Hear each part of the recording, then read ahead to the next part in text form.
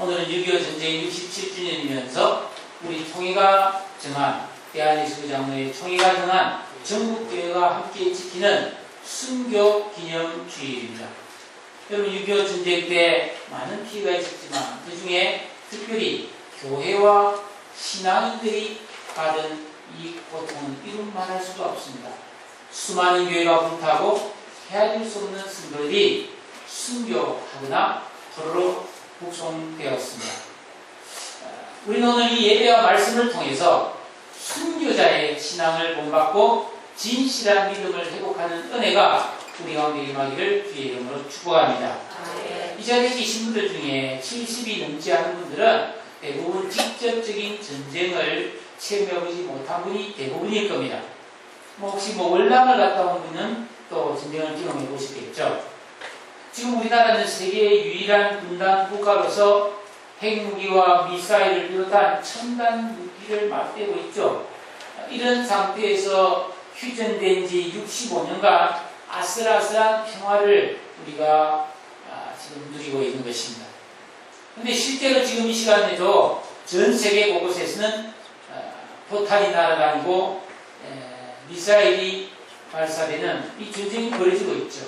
시리아, 말리, 차드, 수단 같은 데서는 매일 총알이 날아다니고 폭격이 일어나고 있습니다. 우리 교회가 협력하고 있는 강동진 선교사님이 지금 남수단에서 그 전쟁 가운데서 복음을 전하며 지금 매일 저에게 카톡으로 이 사진과 상황이 이렇게 알려오는데, 여러분, 전쟁을 피해서 또 피나오는 난민들의 생활이 이름 말할 수 없이 비참합니다. 여러분, 집에 얼마나 많은 물건들이 있습니까? 그죠? 세수하면 비누도 필요하고 샴푸도 필요하고 린스도 필요하고 에센스도 필요하고 로션도 발라야 되고 선크림도 발라야 되고 좌우지간 집에 얼마나 많은 물건이 있는데 전쟁이 나면 그 모든 것을 놔두고 급해서 맨몸만 겨우 국경을 넘어오고 있어요. 그러면 천막 하나 딸랑주는 거기서 여러분 살아야 되니 얼마나 고통스럽겠습니까? 우리 선교사님은 그들을 통해서 복음을 전하고 들판에서 나무 아래서 예배를 드리고 있는데, 여러분, 그뿐 아니죠. 지금 영국과 프랑스 같은 유럽 국가에는 이 수시로 테러가 발생하고 있는데 그 테러의 현장을 보면 끔찍하기 이를 데 없죠. 한번 생각해 보세요. 멀쩡하던 사람이 그 테러로 인해서 갑자기 시체도 못 찾을 정도로 이렇게 사라져버렸다. 우리 개인이나 아니면은 혹은 가까운 가족이나 친구가 그랬다. 그럼 얼마나 큰 충격이에요? 근데 실제로 그런 일이 계속 일어나고 있다는 겁니다. 그럼 왜 이런 무서운 전쟁이 계속되는 것인가? 과거에는 주로 이데올로기, 이념 전쟁이었다면 요즘의 전쟁은 인종 문제, 종교 문제, 경제 문제가 주를 이루고 있습니다. 여러분, 북한이 미사일을 발사하거나 핵실험을 하게 되면 미국은 전략자산이라고 해가지고 어마어마한 가공할 무기들을 우리나라에 보냅니다. 만약에 이것들이 실제로 사용된다면 여러분 어떻게 되겠습니까? 보도를 보니까 만약에 남한과 북한 사이에 이런 실제적인 전면전이 벌어지면 그날 하루, 전쟁 벌어지는 하루에만 200만이 죽는다고 했어요. 이렇게 상상이 됩니까? 끔찍한 일이죠. 그러니까 전쟁은 절대로 일어나서는 안 된다는 절박감을 가지고 우리 그리스도인들은 정말 간절히 기도해야 될 줄로 믿습니다. 오늘도 기도하셔야 돼요. 기도 시간마다 이 나라의 평화를 위해서 기도해야 되는 것입니다. 그러나 기도만으로는 안 됩니다. 여러분, 우리가 기도하면서 꼭 실천해야 될 것이 있는데 그것은 내가 어떤 상황에서도 바른 신앙을 지키겠다고 하는 순교적 신앙으로 무장되는 것이 필요한 것입니다. 우리가 오늘 살피고자 하는 이 히브리서 11장은 믿음의 장이다. 고린도전서 13장에 사랑은 언제나 오래 참고한 사랑이 쓰여 있으므로 사랑장, 12장은 은사장, 15장은 부활에 대한 말씀이 있는 부활장, 이 히브리서는 11장이 믿음으로 되어 있는 믿음의 장으로 불리는데 이 11장은 1절에서 40절까지 되어 있어요. 근데 그 40절 중에 1절에서 35절 중간까지는 믿음의 복된 능력과 축복과 기적에 대해서 말씀하고 있습니다. 에녹이 믿음으로 승천하고 노아가 믿음으로 방주에서 구원을 받고 아브라함이 복을 받고 요셉이 노예로 팔렸으나 총리가 되고 모세가 기적을 행하고 기드온, 바락, 삼손, 입다 같은 이런 사사들의 기적들, 다윗과 사무엘과 여러 선자들의 믿음으로 강한 나라를 이기고 적은 군사로 큰 군사를 물리치고 불의한 세상에서 의를 행하고 사자들 구에 빠졌으나 사자의 입을 막는, 칼날을 피하기도 하고 연약한 가운데 강하여지기도 하고 사렙다 과부와 수냉 여인은 죽은 자식이 기도로 살아나는 부활의 감격을 맛보기도 했다는 겁니다. 그렇습니다. 여러분들이 믿음의 능력은 기적을 가져와서 승리와 회복과 축복과 감동을 주는 위대한 능력임을 여러분이 믿으시기를 축복합니다. 우리 그리스도인들은 지금도 그런 간증을 얼마든지 만날 수 있습니다. 왜냐하면 하나님은 지금도 살아계셔서 우리에게 이런 능력과 은혜를 얼마든지 베푸시는 분임을 우리가 알기 때문이죠. 사랑하는 여러분, 그러므로 우리 그리스도인들은 이런 살아계신 하나님, 전능하신 하나님을 믿기 때문에 어떤 상황을 만났더라도 낙심하거나 포기해서는 안 되는 것입니다. 전능하신 하나님께 기도할 수 있기 때문입니다. 살아계신 하나님은 우리의 기도를 응답해 주실 줄로 믿습니다. 그런데 오늘 저와 여러분이 나누고자 하는 이 말씀은 믿음의 또 다른 모습을 나누려고 하는 것입니다. 여러분 33절에 보면 나라를 이기고 사자의 입을 막는 그런 위대한 믿음이 있는가 하면은 반대로 35절 중간부터 38절 사이에 있는 심한 고문을 받되 구차하게 풀려나기를 원하지 않고 조롱과 채찍뿐 아니라 결박과 옥에 갇히는 시련을 받으며 돌로 맞고 톱으로 켜고 칼로 죽임을 당하는 순교를 당한 믿음도 있었음을 우리에게 보여주고 있는 것입니다. 그렇습니다. 여러분, 광야 40년을 방황하던 이스라엘 백성들이 드디어 40년을 마치고 그 가나안 땅에 들어갔을 때 가나안의 첫 성 여리고라고 하는 아주 견고한 그런 성이 있는데 이 여호수아와 그 백성들은 칼 한 번 휘두르지 않고 그 성을 매일 하루 한 바퀴씩 돌고 마지막 날에 7바퀴 돌고 그 성을 함락시킨 그런 위대한 믿음이 있었지 않습니까?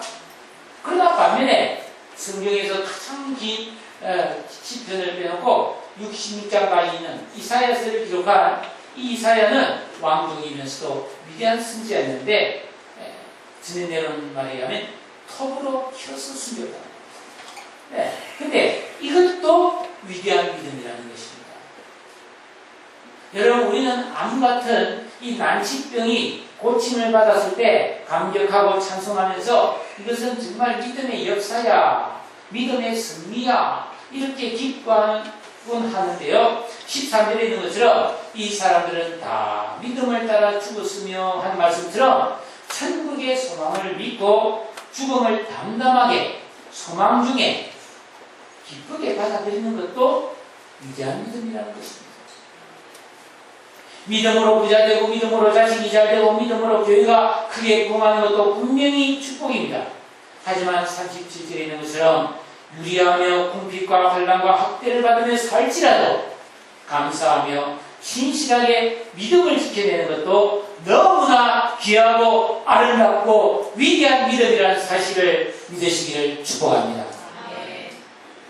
세상 사람들이 감히 흉내낼 수 없는 믿음은 바로 이처럼 고난과 극심한 고통 중에도 의로움과 신실함을 잃지 않는 것이에요.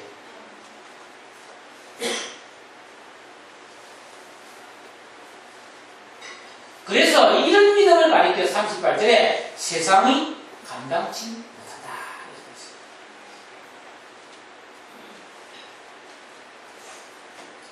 1제 시대 때나 6.25 때 많은 우리의 믿음의 조상들이 고문을 받고 순교를 당했죠. 주기철 목사님이나 주남수 목사님 같은 분은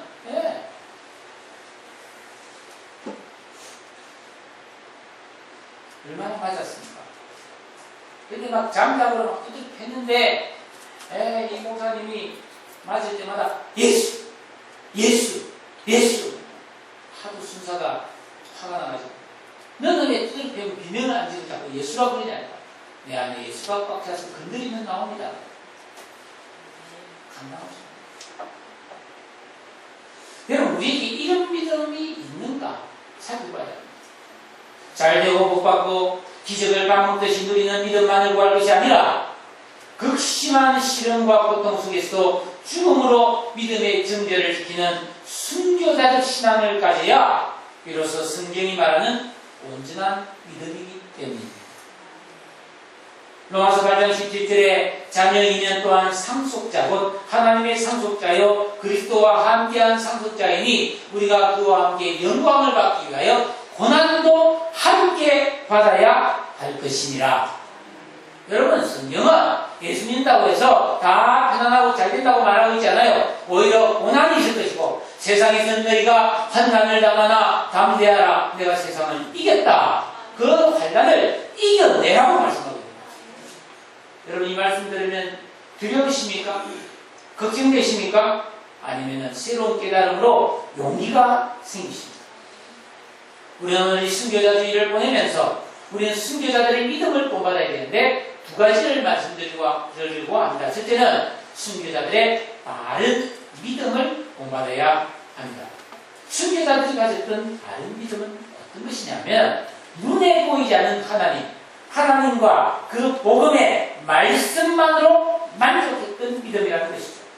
여러분 사실 신앙이라는 것은 눈에 보이는 대상을 믿는 것이 아니라 보이지 않는 대상인 하나님을 믿는 것입니다. 여러분 이 세상의 어느 종교 중에서도 우리가 믿는 이 기독교 하나님을 믿는 종교가 가장 수준 높은 고차원의 신앙이라는 것을 여러분은 아십니까? 여러분 다른 종교는 보면 다 보여줍니다. 큰 그런 동상이 있다든지 화려한 그림이 있다든지 멋있는 그런 꾸미고 치장하고 아름다운 게 있어요. 여러분 유럽이나 이런 데 여행을 가면 주로 교회를 많이 돌아보잖아요. 교회를 많이 돌아본다고요. 그 가보면 엄청나죠. 건물이 크고 아름답고 그 안에 막 조각이 저 이태리에는 두오모 성당 같은 경우에는 여러분 무려 건축기간이 170년 그 붉은 대리석을 구해가지고 전부 붉은 대리석으로 교회를 지었는데 어마어마한 건데 예벽이 전부 1층에서 한 10층 높이 되는데 전부 다 조각이에요. 그래서 뭐예요? 거기 사람을 구원합니까? 근데 여기 교회는 뭐예요? 상가에 아무것도 없습니다. 식당만 떼고 예배만 되면 여기서 학원에도 되고 여기서 식당도 되고 아무것도 없어요. 왜요? 우리가 믿는 것은 보이는 것이 아니라 영으로 계신 보이지 않는 하나님을 믿는 신앙이기 때문인지로 믿으시기를 바랍니다. 근데 안 보이면 내가 잘 못 믿겠다. 좀 보여달라. 그거는 어린애 신앙이거나 그거는 이방 신에게 익숙한 신앙입니다. 그래서 여러분 그 독일이나 이런 데 가보면요 이 종교개혁자들이 세운 이 개신교 교회를 가보세요. 아무것도 없어요. 진짜 아무것도 없어요. 십자가도 없어요. 아무것도 없어요. 오직 하나님의 말씀을 증거하는 강단만 대가 높아요. 다 말씀을 이렇게 받게 되어 있어요. 교회 구조가 한 중간에 이 기둥 같은 게 계단을 도로도로 위에 딱 위에 와서 슬금 안 하는 거예요. 양사방에서. 그렇습니다 여러분. 뭘 보겠다고 하지 마십시오. 여러분 보이지 않는 하나님을 우리가 살아계신 하나님을 그분을 믿기 때문에 우리는 여러분 바른 믿음을 가지는 겁니다. 이게 진짜 믿음입니다. 예수 믿고 진사함 받아서 하나님의 자녀가 된 영적 감격이 너무나 크고 아름답고 귀해서 이 세상 그 무엇과도 내 생명과도 바꿀 수 없다고 그렇게 믿는 것이 진짜입니다. 저 전라남도 영광군 가면은 염산면, 작은 어촌 마을에 염산교회라고 있는데, 이 교회는 우리 한국 기독교 역사상 가장 많은 77명의 순교자를 배출한 교회입니다. 6.25 전쟁이 발생했어요. 이 교회는 1939년 8월에 세워진 교회인데 6.25가 터지자 공산군들이 들어와가지고요, 교회를 빼앗고 성도들을 핍박했어요. 담임 목사인 김방호 목사님은 교인들의 가정을 집집마다 돌면서 비밀 예배를 드렸습니다. 1950년 10월 7일에 공산군이 시기로 물러가고 국군이 들어왔어요. 교회는 대대적으로 환영했죠. 네. 그런데 곧 다시 또 공산군이 들어왔어요. 빨치습니다. 그래가지고요, 핍박이 시작되는데 죽창에 찔러주는 거예요. 새끼줄을 가지고 사람들을 묶어가지고 몸에 돌을 묶어서 바다에 빠뜨려요. 네. 노용길 성도 등 3명은 돌에 매단 채 수장되었고요. 노병재 집사 부모님 어린 자녀 9명 식구가 똑같은 방법으로 바다에 수장되었고, 두 동생 가족도 수장되어 22명의 가족이 굴비처럼 엮여져서 수장되었습니다. 최근에 개봉된 영화 사일런스, 일본의 작가 엔도 슈샤코가 쓴 침묵이라는 유명한 소설이 있어요. 이거는 이제 일본에서 일어난 기독교 박해를 쓴 소설인데 이 영화가 돼서 나왔거든요. 리암 니슨이 주연했습니다. 거기 보면요, 일본인들이 얼마나 기독교 민사들을 박해하면은 설물 때 말이죠. 한복판에다가 나무 기둥을 박아놓고 그게 묵어 나와요. 물이 들어오잖아요. 그럼 믹스하는 거죠. 그래서 그리고 온몸을 집단으로 가만히 가지고 둘둘 맙니다. 묶어야 돼요. 그래가지고 바다에 나가서 바다에 뛰어버려요. 그러면 처음에 좀 떠 있다가 지피물을 먹으니까 그냥 쑥 빨아내고 꼼짝부터 싸는 거죠. 그렇게 하는데 이에 그런 일이 이 영산교회에서 일어났다고 하는 것입니다. 네. 허상 장로 부부는 산골짜기에서 체포돼가지고 죽창했지. 서대반처럼 돌에 맞아 죽었습니다. 이때 이 장로님은 숨이 끊어지면서도 하는 게 감사를 드렸어요. 이 공산군들은 예수 믿는다는 이유만으로 어린아이까지 무참히 몽둥이로 때리고 죽창으로 죽였어요. 죽음을 앞두고 있는데 한 소녀가 4살배기 자기 동생을 업고 있는데 공산군들이 죽이는 거예요. 그러니까 이 4살짜리 애가 막 우니까 그 언니가, 초등학교 준비한 언니 김옥자가 울지 마라, 우리 지금 천국 간다. 그러면서 천국 갔어요. 그러니까 어린아이도 당당하게 순교를 했다는 것입니다.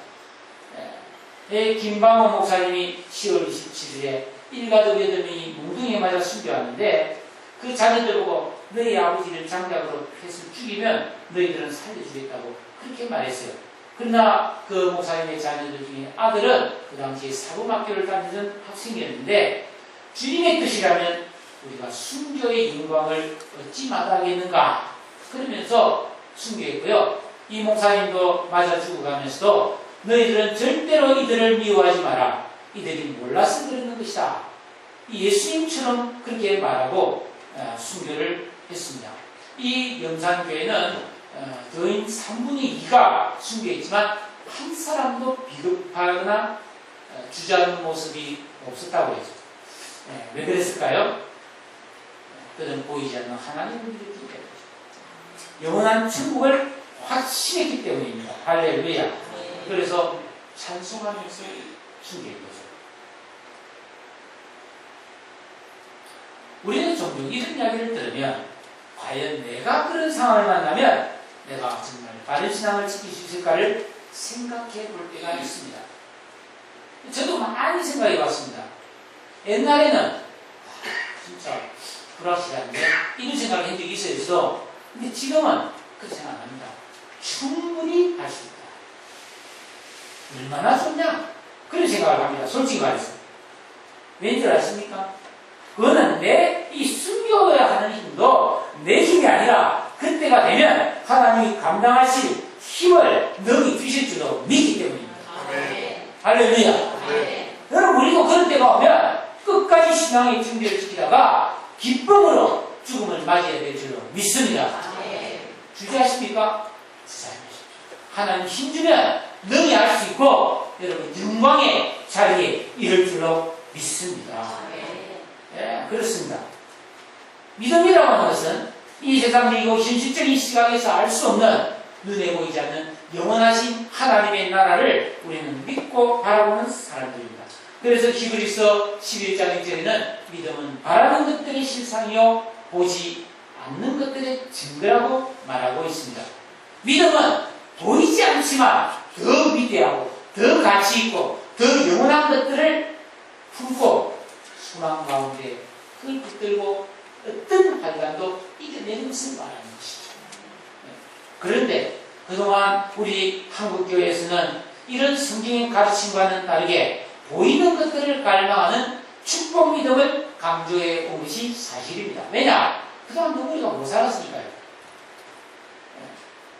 그런데 지금은 이제 웬만큼 살게 됐지 않나요?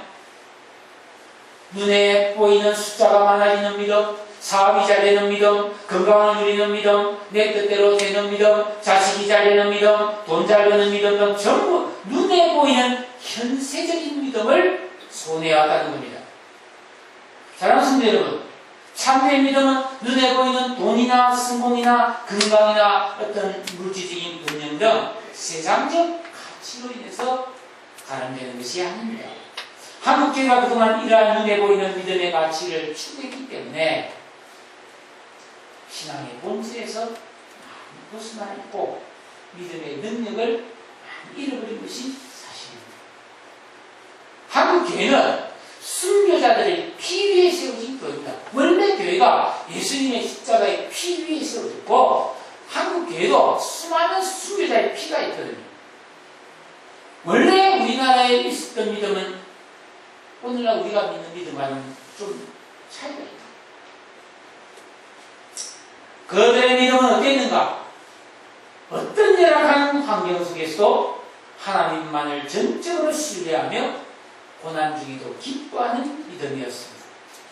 그래서 사도 바울은 고린도전서 15장 19절에서 만일 그리스도 안에서 우리가 바라는 것이 다만 이 세상의 삶뿐이라면 모든 사람 가운데서 우리가 더욱 불쌍한 자이라고 했었고, 구약에 나오는 하박국 선지자는 비록 무화과나무가 무성치 못하며 포도나무에 열매가 없으며 감람나무에 수출이 없으며 밭에 먹을 것이 없으며 우리의 양이 없고 양간에 소가 없고 뭐도 없고 아무것도 없어도 나는 하나님 여호와로 말미암아 즐거워하고 나의 구원의 하나님으로 말미암아 기뻐하리라고 찬송했습니다. 그렇습니다. 여러분. 우리가 혹 이 세상에서 고생하며 큰 어려움을 만나며 살게 되더라도 하나님만으로 만족하고 행복한 믿음의 삶을 지켜낼 수 있는 그런 믿음을 여러분들이 준비하시기를 바랍니다. 이런 믿음이 예수님께서 우리에게 전해준 믿음이고 순교자들이 우리에게 남겨주신 올바른 믿음의 유산입니다. 우리가 이 신앙을 가지면 얼마나 충만하겠어요? 얼마나 감사하겠습니까? 그리고 이 세상의 비난으로부터도 교회가 자유하게 될 겁니다. 실제적으로 통계를 보면 우리나라의 이 장애인 사역, 가난한 사람, 부재 사역의 그 60% 정도를 교회가 하고 있어요. 교회가 하는 일이 엄청나게 많죠. 이 사회에 여러분 노숙자 사역, 장기 기증, 이런 여러 가지 헌혈, 이 기독교인들이 얼마나 절대 다수인데 이게 사람들이 공으로 여기지 않습니다. 왜 그렇죠? 우리 삶이 본질에서 벗어나요. 아무리 좋은 일을 많이 해도 우리가 인간관계에 잘못하고 비겁하고 째째하면 또는 그러므로 우리가 이런 이 순교자주의를 보내면서 교회와 온 성도들이 다시 한번 순교자들이 가졌던 바른 믿음, 성경적인 믿음을 회복하는 은혜가 있기를 주의 이름으로 축복합니다. 두 번째로 우리가 배워야 될 믿음은 순교자들의 바른 삶을 본받아야 된다는 것입니다. 이 순교자들은 바른 믿음뿐 아니라 바른 삶을 살았던 것입니다. 여러분, 예수님께서 가장 심혈을 기울여서 설교하신 이 산상설교, 마태복음 5장, 6장, 7장에 있는 위대한 산상설교에 보면 이 바른 믿음과 바른 삶에 대해서 말씀하고 계신 것을 볼 수 있습니다. 8복에 보면은 마지막 복에 의를 위해 핍박을 받는 자는 복이 있나니 기뻐하고 즐거워하라 하늘에서 너희의 상이 크리라 하면서 순교자적인 바른 믿음을 강조했어요. 근데 그 바로 뒤에 13절 14절에 너희는 세상의 소금이다, 너희는 세상의 빛이라 하면서 바른 삶을 강조했던 것이죠. 보세요. 이와 같이 너희 빛을 사람들에게 비치게 하여 그들로 너희 착한 행실을 보고 하늘에 계신 너희 아버지께 영광을 돌리게 하라. 착한 행실을 강조하고 있습니다. 네? 박해를 받더라도, 가난하게 살더라도, 고생은 하더라도 착한 행실로, 의로운 삶으로, 믿음의 증인으로 살기를 우리 주님은 우리에게 원하셨던 것입니다. 그렇습니다, 여러분. 믿음은 바른 믿음뿐 아니라 올바른 삶이 따라와야 그게 진짜 온전한 믿음인 것을 믿으시기 바랍니다. 사랑하는 성도 여러분, 바른 신앙을 가졌다 해도 올바른 삶이 동반되지 않으면 그것은 거짓 믿음입니다. 기독교 역사상 가장 극심한 박해가 로마 시대에 벌어졌죠. 우리가 영화 같은 데 보면은 막 그냥 원형 경기장에 사자밥이 되고 화형을 당하고 십자가에 많이 달려 죽었죠. 여러분, 얼마나 많은 성도들이 순교를 당했는지 모릅니다. 이런 환란 가운데서도 그 당시 교회와 성도들은 바른 신앙과 바른 삶을 살면서 전도했어요. 그런 핍박을 받으면서 예수님은 죽는데도 전도했어요. 근데 아무리 황제가 기독교인을 죽이고 기독교인들 계속 늘어났습니다. 이게 이해가 안 되는 거죠. 왜 죽이면 줄어들어야 되는데 늘어나냐 말이지. 근데 막 죽이면 있잖아요. 찬성하면서 얼굴이 환해서 웃으면서 죽으니까 이 막 머리를 쥐어뜯는 거지. 도대체 저들이 그냥 살이 달려야 되는데 왜 기뻐하냐 이거지.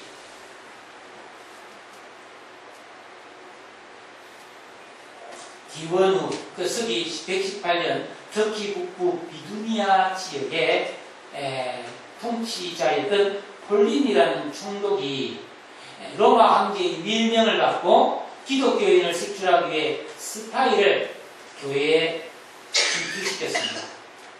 그 스파이가 조사 결과를 총독에게 보고했고 이 폴린이 총독은 그 내용을 보고서를 작성하여 로마 황제 트라이안에게 보냈는데 그 공문이 지금도 그대로 남아있어요. 그 공문이라고 번역된 것을 제가 읽어드릴게요. 황 대표와 본인은 예수 믿는 사람들이 모인 교회에 스파이를 잠입시켰습니다. 근데 그들은 낯선 사람이라고 따뜻하게 환영하였고 어느 나라 어디 출신인지 따지지 않았고 노예나 여자들과 함께 어울려 서로를 진심으로 대하고 있었습니다. 심지어 스파이라는 사실이 들통이 나서도 끝까지 형제처럼 잘 대해주었다고 합니다. 그들은 언제나 미소를 지었고 노래를 불렀으며 모일 때마다 서로 식사를 나누었고 자기 것을 스스럼 없이 내놓아 가난한 자들을 도우고 있다고 합니다. 그들은 어떤 두려움이나 불안함도 없이 언제나 담대하고 평화로운 사람들이었습니다. 만일 예수 믿는 것이 이런 것이라면 그들은 진정으로 참된 신자들이며 그들의 교회는 참된 교회라 판단이 됩니다. 제가 판단하기에 그들을 체포할 만한 이유를 찾을 수가 없었습니다. 여러분, 이 본문에 의하면 이 초대교인들은 어마어마한 박해를 받고 체포되면 순교를 당했음에도 불구하고 믿음을 지키고 의로운 삶을 살았음을 알 수 있고 서로 뜨겁게 사랑했음을 알 수 있습니다. 그들은 마태복음 5장 팔복처럼 심령이 가난했고 온유했고 용서하고 애통하며 의에 즐거운 목마른 삶을 살았던 것이죠. 오늘날 수많은 교회 역사 연구가들은 이 초대교회가 엄청난 박해를 받으면서도 로마의 군사력을 극복하고 부흥을 가져온 힘은 바로 바른 신앙 고백과 함께 바른 삶을 살았기 때문이라는 겁니다. 그래서 이후로 200년이 지난 AD 313년에 마침내 로마는 기독교가 공인된 국교가 됩니다. 황제부터 모든 사람, 전 국민이 예수 믿게 될 수밖에 없도록 황제가 침명을 내렸어요. 콘스탄틴 황제. 이것이 수메달이 남긴 위대한 신앙의 유산입니다. 여러분, 우리는 바른 믿음을 가져야 되고 그 바른 믿음의 근거에서 바른 삶을 살아야 합니다. 오늘날 우리 한국교회가 아픈 이유는 바로 이러한 바른 믿음과 바른 삶이 나뉘어져 있기 때문입니다. 우리는 이 순교주간을 맞이해서 바른 삶을 통과하는 바른 믿음을 회복하여 복음 전파의 능력을 회복하는 그런 새로운 부흥이 임하기를 간절히 바랍니다. 생물학 이야기를 잠깐 하겠습니다. 여러분, 벌 아시죠? 벌. 이 벌이나 파리 종류를 보면 몸집에 비해서 날개가 매우 작은 것을 알 수 있습니다. 근데 저는 본 적이 없지만 뱅벌이라고 있는데 영어로 범블비라고 하는 이 벌은 날개가 정말 작다고 해요.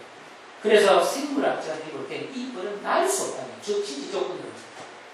그런데 그 작은 날개로 날아다닌다는 거예요, 이 뱅벌이. 이게 굉장히 신기에 속한 거인데 왜 나는가? 조건으로 나는 게 아니라 날지 않으면 살 수 없기 때문에 난다. 그래서 여러분 벌들이 날면 왱 소리 나잖아요. 왜 소리 나는가? 날아야 되니까 무지 빨리 움직여야 나기 때문에 너무나 이게 열심히 져서 나는 거예요. 근데 반대로 생물학자들이 이해 못하는 짐승이 있는데 닭입니다. 닭. 닭은 아무리 붓을 가도 날지 못할 이유가 없대요. 날개 펴면 닭은 날개가 크대. 비슷하게 생긴 오리, 청둥오리가 천리를 날지 않습니까? 닭은 못 납니다. 가끔 부서진 날인데 한 요만큼 가서 주저앉아요.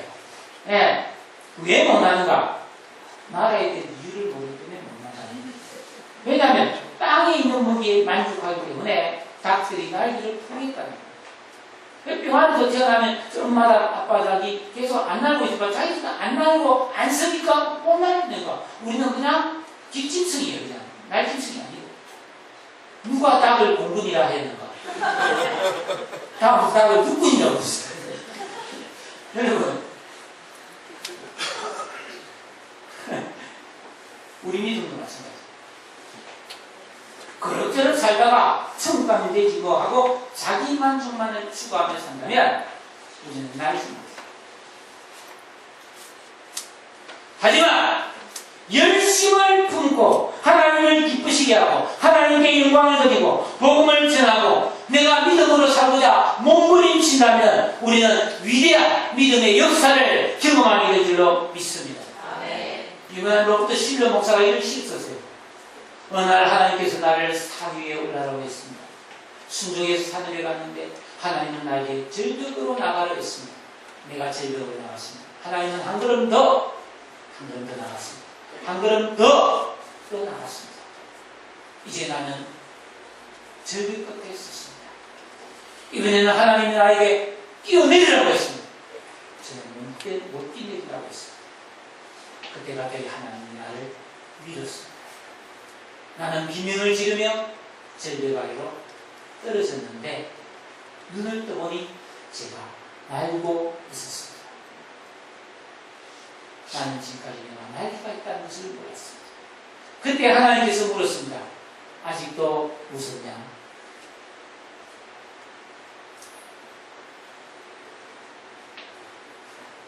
여러분, 믿음은 그냥 그럭저럭 살다가 천국 가는 게 아니에요.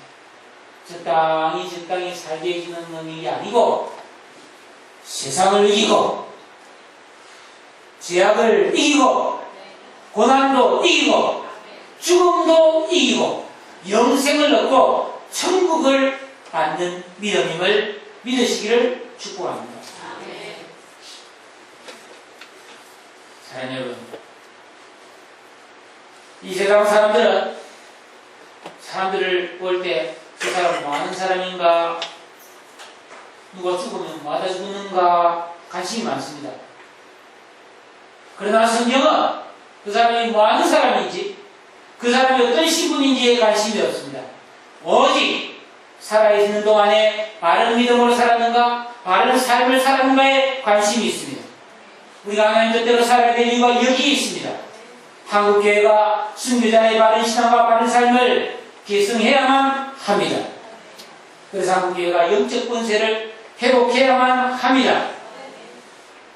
바른 믿음과 바른 삶이 없이는 복음을 복음되게 할 수가 없고, 우리가 전하는 복음은 메아리가 될 뿐인 것입니다. 다시 이 땅에 복음의 부흥이 일어나도록 그 부흥의 역사를 소망하면서 우리 그리스도인들이 순교자의 믿음을 회복하고 바른 믿음, 바른 삶을 살아내는 그런 뜨거운 신령을 가진 그리스도인들로 새롭게 일어설 수 있기를 우리 주 예수님의 이름으로 축복합니다. 다 같이 기도하십시오. 오늘 이 말씀을 생각하면서 하나님, 어떤 시련이 와도 믿음을 지킬 수 있는 강력한 믿음으로 무장되게 하옵소서. 평소에도 바른 믿음, 바른 삶을 살아낼 수 있도록 주여 내게 능력을 주시고 은혜를 베풀어 주시옵소서. 다 같이 예수 믿는 힘으로 세상을 이기게 해달라고 함께 기도하겠습니다.